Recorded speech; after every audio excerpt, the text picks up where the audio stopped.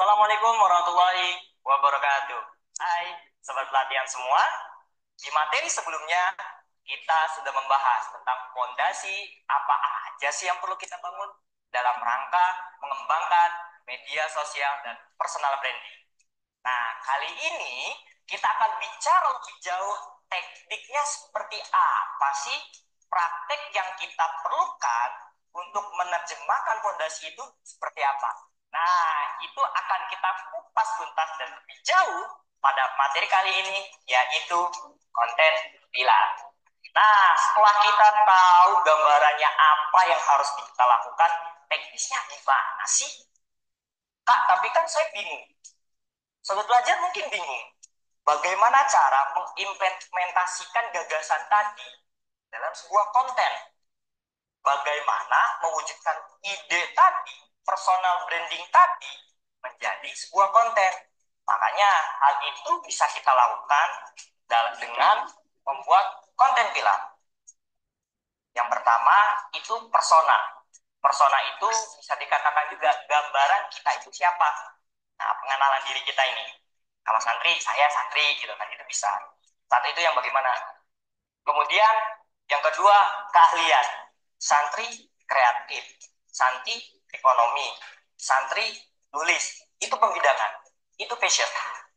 Dan yang ketiga, itu challenging. Nah, lebih lengkapnya seperti ini. Sobat pelatihan semua, kita simulasi sebuah akun media sosial lembaga. Kita simulasi sebuah akun media sosial pesantren. Kita bicara pesantren nih. Nah, dengan tiga tadi. Kalau kita bicara seputar personanya, kalau kita bicara persona media sosial pesantren, nah kita bisa mulai dengan seputar pesantren tadi. Kita pertama bikin tema utama. Satu saja. Satu. Akun media pondok pesantren. Tema utamanya tentang persona tadi kita bikin seputar pesantren. Kemudian subtema. Nah, nanti bisa info pendaftaran, info kegiatan, info yang ada di pesantren, info-info pendaftaran, info-info apapun itu seputar pesantren. Nah, itu bisa tuh untuk teman-teman lakukan. Yang selanjutnya, persona tadi untuk media akun pesantren, itu kita bisa daily. Seperti kegiatan harian, murojaah, mutolaah, ngaji subuh, jamaah. Nah, itu bisa tuh kita lakukan. Kita bikin kontennya itu untuk menjadi personalisasi akun kita dalam akun media sosial lembaga atau akun media pondok pesantren. Nah, selanjutnya cara pondok pesantren kita yang kedua adalah keahlian dan pembidangan. Tentunya namanya pesantren merupakan institut pendidikan. Makanya kita bisa mulai dengan keilmuan pesantren. Karena sobat pelatihan semua, pesantren itu pendidikan yang ikonik. Kalau teman-teman semua nggak usah mikir banyak ide baru, apapun yang dilakukan di pondok pesantren itu sebenarnya jadi konten. Dan itu juga sebenarnya bisa menjadi akumulasi dari namanya personal branding. Nah, resource-nya banyak nih, karena tiap hari ada kegiatan, kegiatannya beda-beda, dan itu sustain, dan itu berlanjut, selalu ada. Kalau kita bicara secara konten pilar di personal branding dalam keahlian atau bidang, itu bisa quotes kiai, dawuh Pak Kiai, quotes para ustadz. Nah, di pesantren kan biasanya ngaji sehari itu bisa 5 kali dan lain sebagainya. Kemudian pasti dalam ngaji itu Bapak Kiai, Bapak Ustadz itu kan membicarakan kalam-kalam yang menyejukkan, kalam-kalam yang inspiratif. Nah, itu bisa tuh contoh tuh. Satu kalimat, satu paragraf itu kita jadikan konten. Baik kontennya itu sebuah single post, reels, carousel, atau yang lainnya. Nah, yang kedua, pesantren merupakan institut pendidikan. Makanya kita juga pengajian.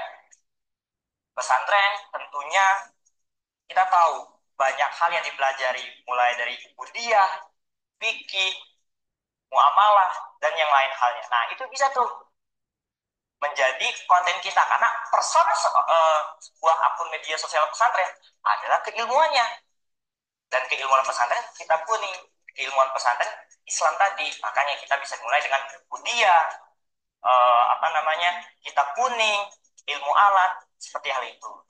Nah, untuk yang ketiga, bicara konten pilar untuk akun media sosial pondok pesantren, itu kita fokusnya bisa di challenging. Nah, ini untuk pemberdayaan santrinya, baik secara talent maupun tim kreatif. Contohnya seperti apa? Nah, kalau kita bisa contohkan sederhananya itu, kita ambil tema konten keislaman. Nah, kalau di pesantren, teman-teman santri kan setiap hari belajar nih. Belajar fikih itu seperti apa, ubudiyah itu bagaimana. Nah, akhirnya kita bisa tantang. Oke, coba teman-teman santri bikin tutorial wudhu. Nah, kalau pengajian sudah nih, ya kan ada tingkatannya yang SD, MI, SMP, itu kan sudah ada tahapannya. Kita tantang, ayo coba kamu bikin video pelatihan tutorial wudhu atau tutorial sholat yang benar dalam Islam, rukun, syarat, dan lain sebagainya. Nah, itu bisa jauh dia, bisa kesunatan, ataupun ritual-ritual keagamaan yang lain. Kenapa ini challenging? Karena bisa dikatakan ini di luar dari apa yang dipelajari santri setiap hari. Makanya ditantang tuh, ayo coba bikin pelatihan tutorial dalam bentuk video. Nah, itu kan akhirnya teman-teman santri, teman-teman tim media tadi, mau tidak mau harus bisa menarasikan dari keterangan teks di kitab kuning tadi menjadi secara komunikatif. Oke teman-teman, bagaimana cara kita wudhu? Tahap pertama adalah, nah kan tentu perlu belajar juga gaya komunikasinya seperti apa, ide kreatifnya seperti apa. Nah itu makanya challenging juga untuk pengembangan teman-teman santri, teman-teman media sosial, itu untuk mengembangkan dan mewujudkannya dalam sebuah konten. Dan tentunya yang kedua, untuk challenging tadi, kita juga bisa membuat konten tentang keutamaan ibadah. Oh, bulan Maulid, keutamaan tentang Maulid gimana, sholawat, hukum Maulid, nah yang gitu-gitu. Yang secara periodik, kalau kita lagi puasa, kontennya tentang puasa. Nah, akhirnya kan konten itu berdasarkan bisa dari sekarang lagi apa, sedang hype apa. Nah, itu bisa periodik tuh, bisa berdasarkan waktu atau situasi yang terjadi. Nah, hal-hal ini, sobat pelatihan semua, yang menjadikan kita dalam membangun personal branding itu lebih mudah.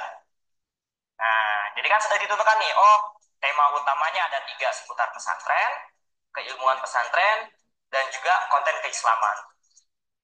Itu pula dengan fokus daripada masing-masing tema utama ini. Dan tentunya akan sangat membantu lagi kalau kita merincinya melalui subtema.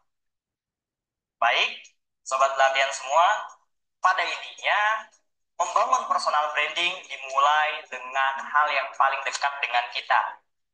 Dimulai dengan hal yang kita sukai. Biar apa? Biar itu sesuai dengan passion kita.